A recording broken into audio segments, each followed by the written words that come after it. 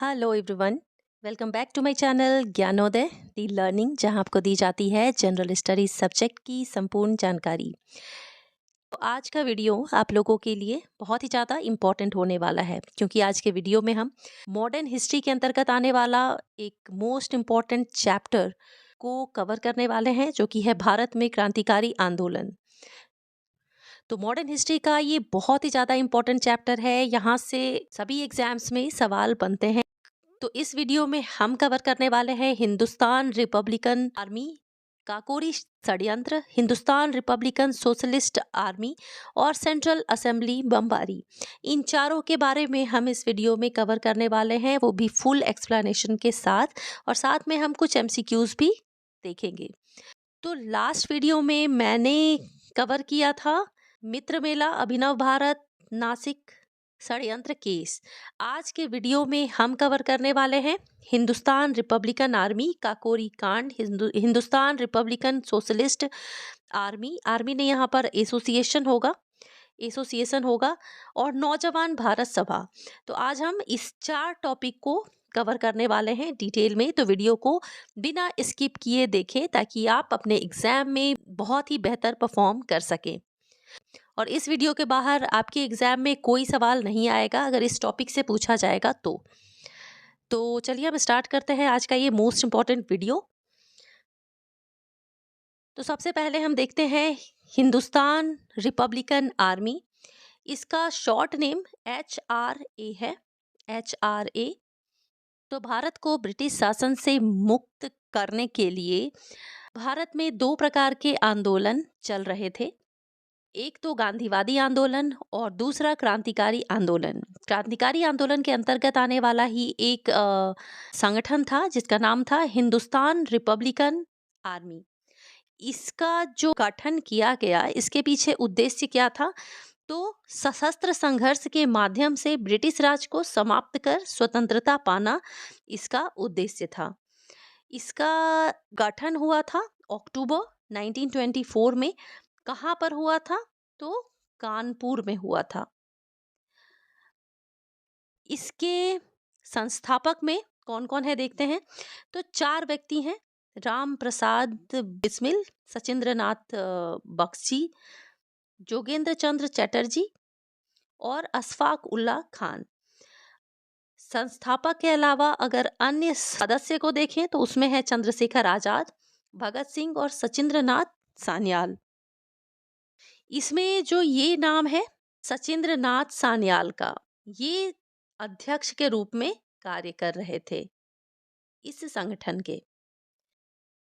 तो अब हम HRA से संबंधित कुछ सवाल को देखते हैं, जो कि बहुत इंपॉर्टेंट है। तो पहला सवाल है कि HRA के संविधान को किसके द्वारा तैयार किया गया? तो HRA, क्योंकि ये संगठन एक क्रांतिकारी संगठन था, तो इसमें एक संविधान तैयार किया गया कि इसमें क्या क्या होगा, क्या नियम होंगे, क्या कानून होंगे, और किस तरीके से ये संगठन कार्य करेगा भारत को स्वतंत्रता दिलाने के लिए। तो इसमें जो इसका संविधान है, इसको तैयार किया था राम प्रसाद बिस्मिल ने। कहाँ पर? तो इलाहाबाद में। दूसरा सवाल है HRA का केंद्र कहाँ कहाँ पर था?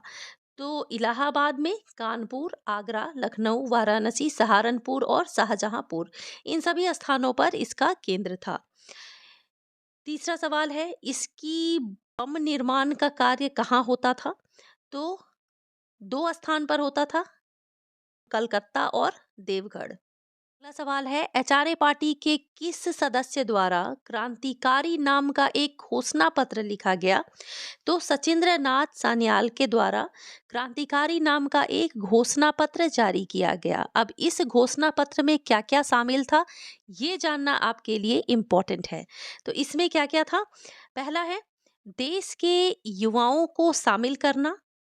दूसरा, गांधी जी के तरीकों का इस्तेमाल नहीं करना। देखिए, वास्तव में गांधी जी जो थे वो सत्य और अहिंसा के रास्ते पर चलते थे, और उन्होंने जब असहयोग आंदोलन के दौरान चौरी चौरा कांड हुआ और इसमें हिंसा का प्रयोग किया गया, तो गांधी जी ने असहयोग आंदोलन को वापस ले लिया।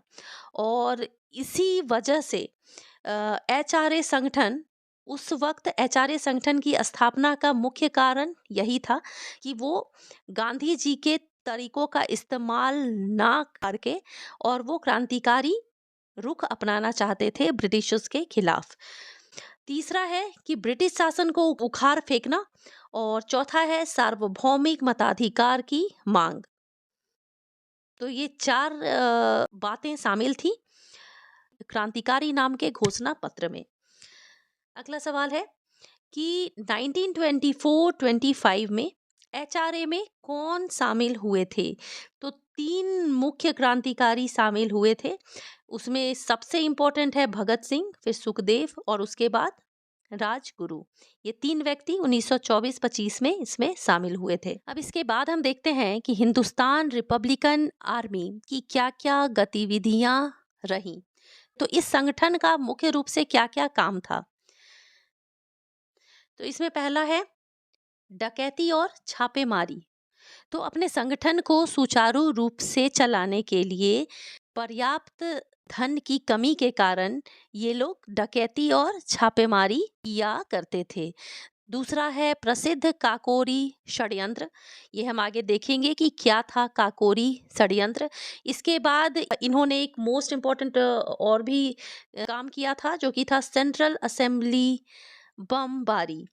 चौथा है इसमें जॉन सैंडर्स की हत्या का आरोप था इस संगठन पर, और ये हथियार बनाते थे, बम, गोला बारूद आदि बनाते थे।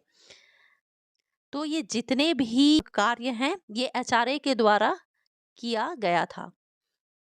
अब हम देखते हैं एचआरए के द्वारा किया गया काकोरी कांड क्या था। काकोरी कांड बहुत ही इंपॉर्टेंट टॉपिक है आपके एग्जाम के लिए। यहाँ से सवाल बहुत ज़्यादा बनते हैं, सभी एग्जाम्स में बनते हैं, चाहे आप यूपीएससी का दे रहे हैं या किसी अन्य एग्जाम का।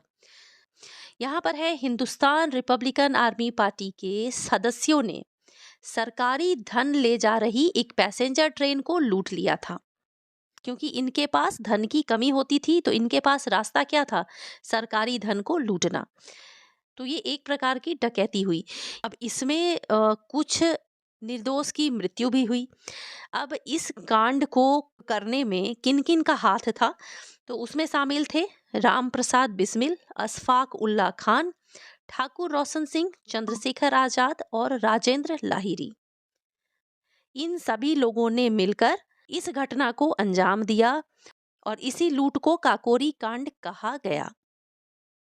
यहाँ तक हमने जान लिया कि काकोरी कांड मुख्य रूप से क्या था।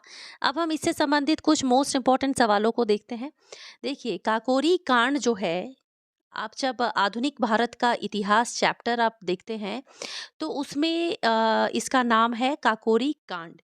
लेकिन 9 अगस्त 2023 को उत्तर प्रदेश सरकार के द्वारा काकोरी कांड का नाम चेंज करके काकोरी ट्रेन एक्शन किया गया। तो अब काकोरी कांड का वर्तमान नाम क्या है? काकोरी ट्रेन एक्शन है। तो पहला सवाल देखते हैं इससे संबंधित, काकोरी कांड किस संस्था के द्वारा किया गया था? तो हिंदुस्तान रिपब्लिकन आर्मी जो संगठन था, इसी के द्वारा काकोरी कांड घटना को अंजाम दिया गया था। ये कब हुआ था? तो 9 अगस्त 1925 को ये घटना हुआ था। अब नेक्स्ट सवाल है कि किस ट्रेन में ये डकैती हुई थी? उस ट्रेन का नाम था 8 down Saharanpur Lucknow passenger train. अगला सवाल है, काकोरी कांड मुकदमे में सरकारी वकील कौन था? तो जितने भी लोगों को गिरफ्तार किया गया था, उन सब ने अपना एक वकील रखा था और उनके वकील थे जगत नारायण मुल्ला। अगला सवाल है, काकोरी षड्यंत्र का एक सदस्य जो कभी गिरफ्तार नहीं हुआ, तो वो कौन था? चंद्रशेखर आजाद। यहाँ पर देखिए, हम पिछले पेज में आते हैं और यहाँ पर देखिए, यहाँ इसमें जो शामिल जितने भी सदस्य थे वो कौन कौन थे? तो वो थे राम प्रसाद बिस्मिल, अशफाक उल्ला खान, ठाकुर रोशन सिंह, चंद्रशेखर आजाद और राजेंद्र लहिरी। इसमें जो ये 4 लोग थे, इन सभी को फांसी हुई, सिर्फ चंद्रशेखर आजाद को छोड़कर। तो बहुत ही इंपॉर्टेंट सवाल है, यहाँ से सवाल पूछे जाते हैं, इसीलिए ये चारों नाम आपको पता होना चाहिए। और ये भी आपको पता होना चाहिए कि इस घटना में चंद्रशेखर आजाद तो थे, बट उन्हें पकड़ा नहीं गया था। आगे हम देखते हैं कि चंद्रशेखर आजाद के साथ क्या हुआ था। तो चंद्रशेखर आजाद कभी गिरफ्तार नहीं हुए थे, बाकी के जो 4 व्यक्ति थे उन्हें फांसी की सजा हुई थी। अगला सवाल है कि चंद्रशेखर आजाद की मृत्यु कब हुई। तो उनकी मृत्यु हुई थी 27 फरवरी 1931 को। मृत्यु का कारण क्या था? पुलिस मुठभेड़ था, यानी पुलिस और चंद्रशेखर आजाद के बीच में मुठभेड़ हुआ और उसी में उन्हें गोली लगी और वो मारे गए। वो स्थान कौन सा था? तो वो स्थान था इलाहाबाद का एल्फ्रेड पार्क। अगला सवाल है, ये भी मोस्ट इंपॉर्टेंट सवाल है, भारतीय स्वतंत्रता के लिए फांसी पाने वाले पहले रिकॉर्डेड मुस्लिम कौन थे? तो वो थे अशफाक उल्लाह खान, जिन्होंने काकोरी ट्रेन एक्शन कांड को अंजाम दिया था। अब हम देखते हैं इस वीडियो का अगला टॉपिक, जो कि है हिंदुस्तान रिपब्लिकन सोशलिस्ट आर्मी, जिसे हम शॉर्ट में HSRA भी कहते हैं। पहला सवाल देखते हैं। HRA यानी हिंदुस्तान रिपब्लिकन आर्मी का नाम बदलकर HSRA कब किया गया, यानी Hindustan Republican socialist army association किस वर्ष किया गया? तो 8 या 9, आपको किसी बुक में 8 मिलेगा, किसी बुक में 9 मिलेगा। तो 8 या 9 सितंबर 1928 को HRA का नाम HSRA किया गया।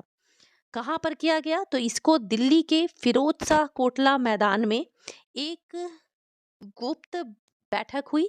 इसमें भगत सिंह के नौजवान भारत सभा के जितने भी सदस्य थे वो शामिल थे।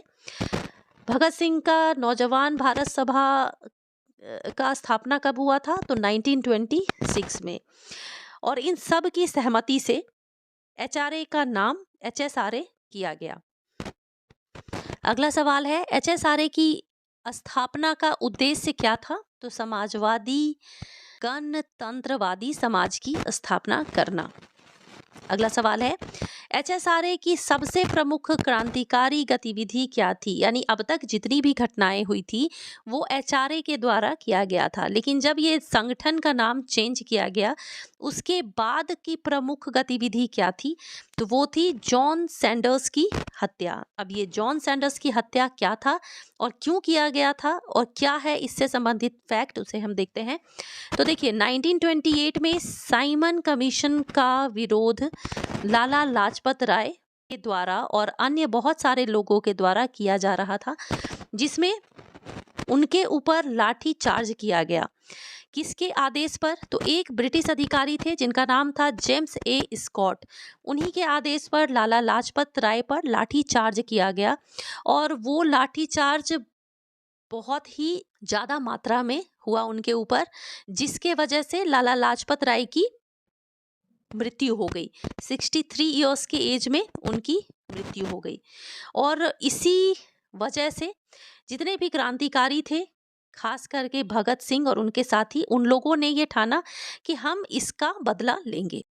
इसके बाद क्या हुआ? तो देखिए, जेम्स ए स्कॉट जो ब्रिटिश अधिकारी थे, उन्होंने ये आदेश दिया था लाला लाजपत राय पर लाठीचार्ज करने का, लेकिन इन क्रांतिकारियों का उद्देश्य था कि वो जेम्स ए स्कॉट को मारना चाहते थे, लेकिन गलती से उन्होंने किसे गोली मार दिया?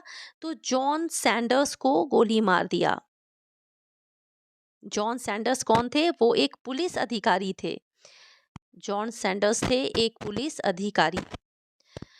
तो गलती से भगत सिंह और राजगुरु ने जॉन सैंडर्स की हत्या कर दी। और ये घटना किस दिन हुआ था? तो 24 अगस्त 1928 को हुआ था। इसमें चंद्रशेखर आजाद भी शामिल थे। एक तो ये घटना हो गई जॉन सैंडर्स की। इसके बाद देखते हैं कि और HSRA ने और कौन सा प्रमुख कार्य किया। तो उसमें था सेंट्रल असेंबली बमबारी मामला। ये हुआ था 8 अप्रैल 1929 को। इससे संबंधित जो पहला सवाल है वो है, एचएसआरए के किस सदस्य ने केंद्रीय विधानसभा दिल्ली में बम फेंका? तो उसमें थे दो व्यक्ति, भगत सिंह और मुकुटेश्वर दत्त। तो यहाँ पर देखिए, यहाँ ये जो सेंट्रल असेंबली बमबारी मामला था, इसमें जो बमबारी की थी उनका मकसद किसी को नुकसान पहुंचाना नहीं था, बल्कि वो, उनका कहना ये था कि हम बहरों को सुनाना चाहते थे। हाँ, उनका एकमात्र उद्देश्य था बहरों को सुनाना, ना कि किसी और को नुकसान पहुंचाना। इसी घटना के बाद भगत सिंह और मुकुट दत्त दोनों को गिरफ्तार कर लिया गया। इसके बाद क्या हुआ? तो दूसरा सवाल है, केंद्रीय विधानसभा में बम फेंकने के आरोपी मुकुटेश्वर दत्त को क्या सजा मिली? तो इन्हें सजा मिली काला पानी। कहाँ पर दिया जाता है काला पानी का सजा? तो सेल्युलर जेल में, जो कि कहाँ पर है? अंडमान में है। अगला सवाल है, इंकलाब जिंदाबाद और साम्राज्यवाद मुर्दाबाद के नारे किसने लगाए थे? तो भगत सिंह और बीके दत्त ने लगाए थे। अगला सवाल है, भगत सिंह, राजगुरु और सुखदेव को फांसी की सजा कब हुई? तो इन्हें फांसी हुई थी 23 मार्च 1931 को। और इससे संबंधित एक सवाल बहुत सारे एग्जाम्स में पूछा जा चुका है कि जब भगत सिंह को फांसी हुई उस समय उनका उम्र क्या था? इसमें ऑप्शंस में आपका रहेगा 21 साल से कम, 21 साल, या 21 साल से थोड़ा ज़्यादा। इस तरीके के आपके ऑप्शंस रहेंगे, जो कि बहुत ज़्यादा कंफ्यूज करने वाले होते हैं। तो फांसी के समय जो भगत सिंह की उम्र थी वो 21 साल से थोड़ा सा कम था। किस स्थान पर इनको फांसी की सजा मिली थी? तो वो था लाहौर सेंट्रल जेल। इसके बाद अगला सवाल है, भगत सिंह का अंतिम संस्कार कहाँ पर हुआ था? तो सतलज नदी के किनारे अमृतसर में एक जिला था फिरोज शाह जिला, और वहीं पर नदी के किनारे था एक गांव जिसका नाम था हुसैनी वाला। इसी स्थान पर भगत सिंह का अंतिम संस्कार किया गया। ये स्थान पाकिस्तान का हिस्सा था, लेकिन वर्ष 1961 में इस स्थान को भारत को सौंप दिया गया पाकिस्तान के द्वारा। अगला है, 1926 में स्थापित नौजवान भारत सभा के संस्थापक कौन थे? तो हमने पहले ही देखा था, इसकी स्थापना भगत सिंह ने की थी। अगला सवाल है, किसने कहा था आलोचना और स्वतंत्र चिंतन एक क्रांतिकारी की दो विशेषताएं हैं? ये महत्वपूर्ण जो कथन है, इसे भगत सिंह ने कहा था। यहाँ पर देखिए, ये मैंने नौजवान भारत सभा के बारे में, ये इस पेज में आ गया है। तो नौजवान भारत सभा जो है वो 1926 में भगत सिंह के द्वारा स्थापित किया गया। वो स्थान कौन सा था? लाहौर था। तो नौजवान भारत सभा को भगत सिंह ने क्यों स्थापित किया था? उनका उद्देश्य था पंजाब के युवा छात्रों और श्रमिकों के बीच क्रांतिकारी और राष्ट्रवादी भावनाओं को विकसित करना। तो यहाँ पे समाप्त होता है हमारा ये टॉपिक। तो होप आपको ये वीडियो बहुत ही अच्छे से समझ में आई होगी। अगर आपने इस वीडियो को बिना स्किप किए देखा होगा तो आपका आने वाले एग्जाम्स में इस टॉपिक से अगर कोई सवाल आता है तो आपका बिल्कुल भी नहीं छूटेगा, क्योंकि इसके अलावा इस चैप्टर से पढ़ने के लिए कुछ है नहीं। तो अगर आपको वीडियो पसंद आई है तो चैनल को सब्सक्राइब जरूर कर ले, ताकि वीडियो की नोटिफिकेशंस आपको मिलती रहें। मिलती हूँ नेक्स्ट वीडियो में एक और मोस्ट इंपॉर्टेंट टॉपिक के साथ। टिल देन आप अपने लक्ष्य तक डटे रहिए।